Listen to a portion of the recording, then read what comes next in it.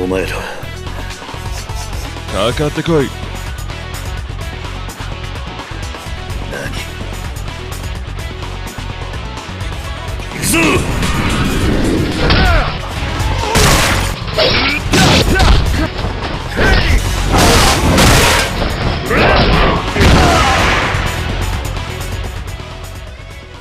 さあこれで文句はないな。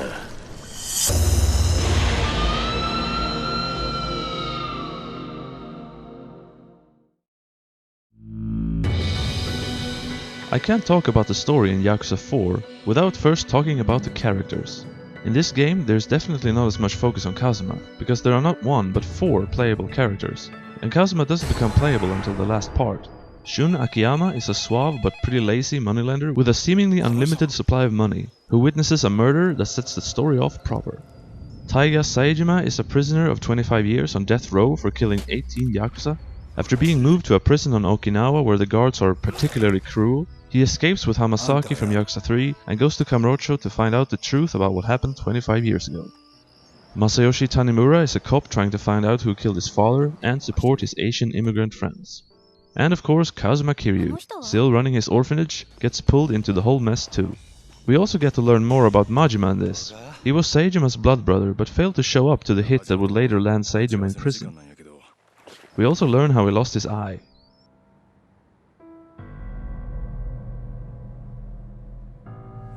The story has 2 main focuses.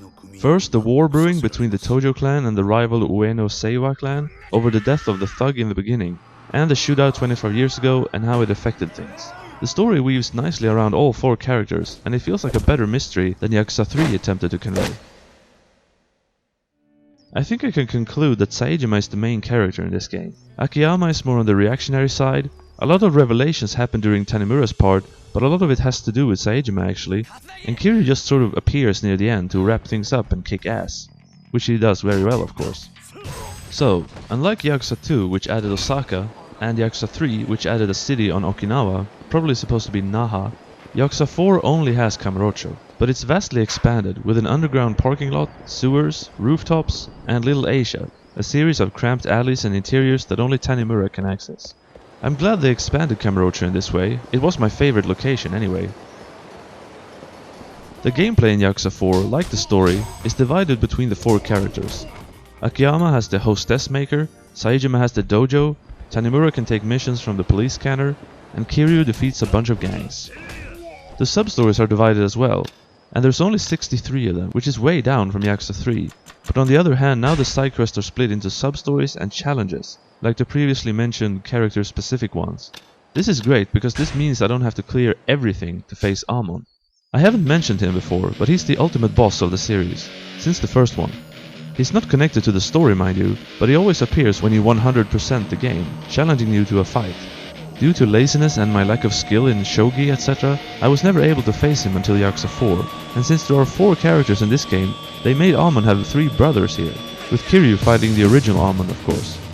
These fights are really difficult, but I can't show you much, because when I record footage, there's a control input lag, and I can't beat any of these guys with it.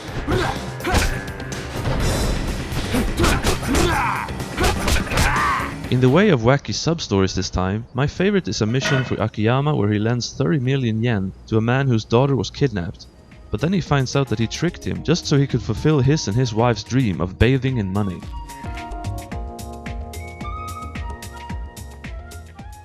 The fighting in Yakuza 4 is expanded too, because each character has his own fighting style.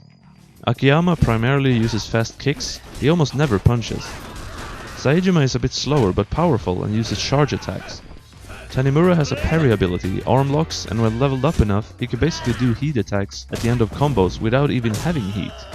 Kiryu is mostly the same since Yakuza 3, but that's fine with me. The weapon modding introduced in Yakuza 3 is back here, but with the 4 characters they also split up the weapons. Some characters can use some weapons, some can't. What's weird though is that Tanimura can't use guns. He's a cop, he has and uses a gun in cutscenes, but he can't use guns in the gameplay? Say, what? The motivations of the random encounters to fight you were always pretty reaching, but it seems to me in Yakuza 4 they put more humor into these guys. They also upped the violence in the way of blood, and some interesting facial expressions of fallen enemies. The level up system is also changed. It used to be 3 or 4 categories which you level up if you had enough experience, but here you get sort of medallions or something when you level up, and you can use them to pick individual skills or moves. I like this system because you have more control over it, and you don't have to reach max level to get them all. The minigames. Pachislot, Mahjong and Shogi are back. Yay.